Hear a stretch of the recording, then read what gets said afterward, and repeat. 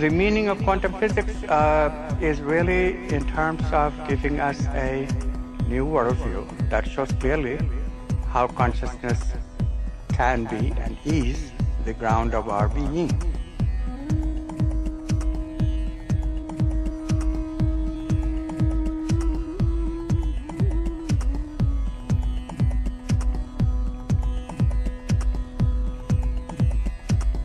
In other words, quantum physics enables us to see directly that we can make sense of the world only if we base the world on consciousness.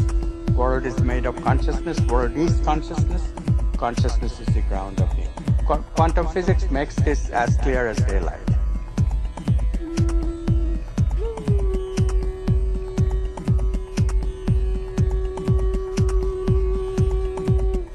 Because quantum physics shows you clearly that science, quantum mathematics, which is, in our belief, the most fundamental mathematics, most accurate mathematical description of nature that we have discovered.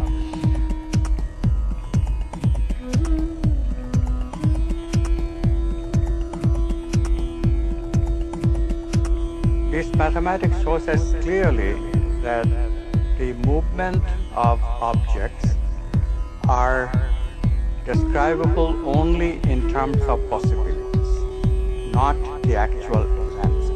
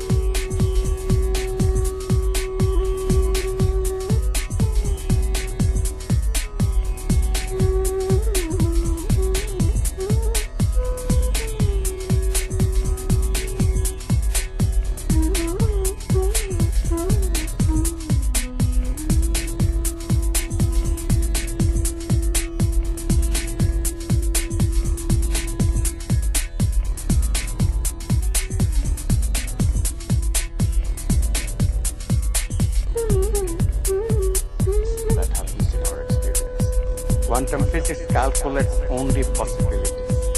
But if we accept this, then the question immediately comes, who, what chooses among these possibilities to bring the actual event of experience? So we directly, immediately see that consciousness must be involved. The observer cannot be ignored. The observer is part of the description of the world. But the observer is not included in quantum physics. We can only describe the objects, not the subject. So we get the idea that the subject must be more fundamental than the objects. Consciousness is more fundamental.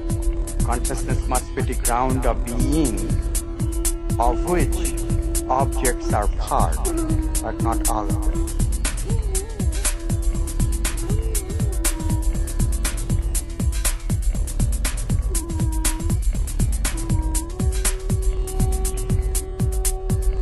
These objects then can be described as waves of possibility. And quantum physics succeeds in giving this description very accurately and gives probabilities so that we can do science on the basis of it whenever there is a large number of objects and large number of events. But when you speak of individual objects and individual events, then this very intriguing choice out of these possible events, the actual event of experience comes in.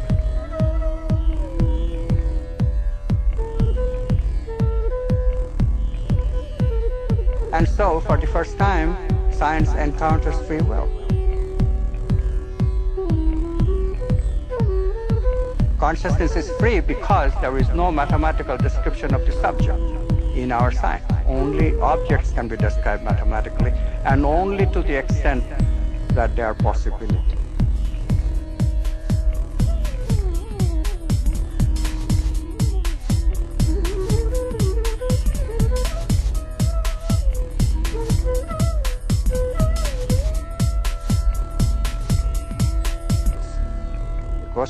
still remains paramount, who is the chooser.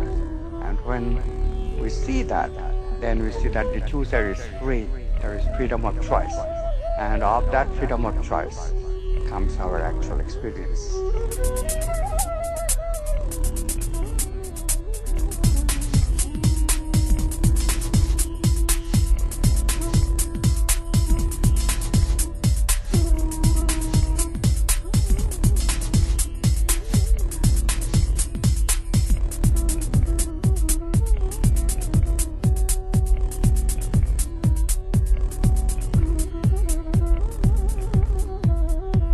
Those are the discontinuous experiences that I was telling you about.